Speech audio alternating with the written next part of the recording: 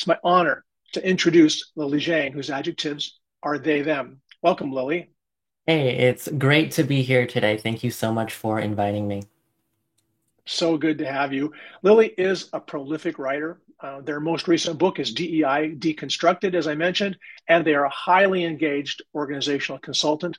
Lily brings a powerfully incisive voice to all of us learning to lead more inclusively. It's an honor to be learning with you today. Let's jump in and start with your story. Tell us about your background, why inclusive leadership is important to you, and how courage fits into that.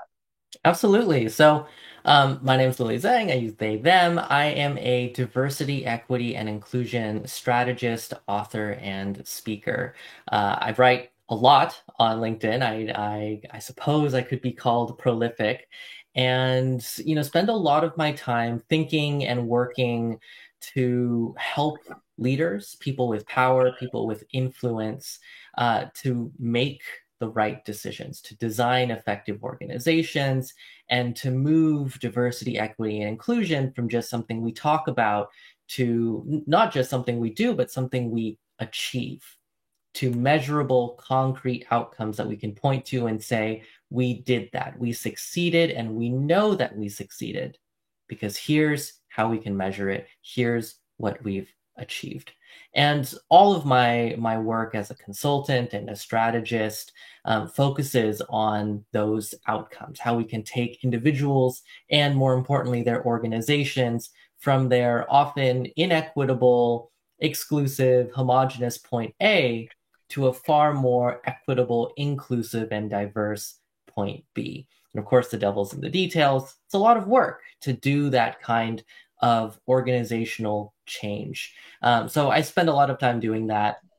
Now, you asked, what does inclusive leadership mean to me?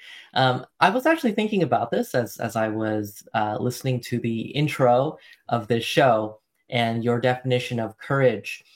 I was reflecting on the idea that for me, courage isn't just an ability. Courage isn't just something that wells up within ourselves and moves us to act.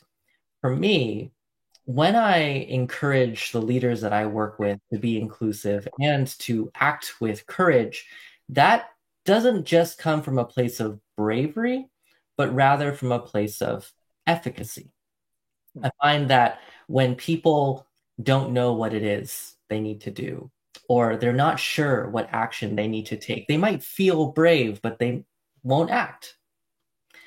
Whereas if they understand very clearly what it is that they're trying to achieve and they know how to do it, they know what action to take, they've rehearsed it, they know it inside and out.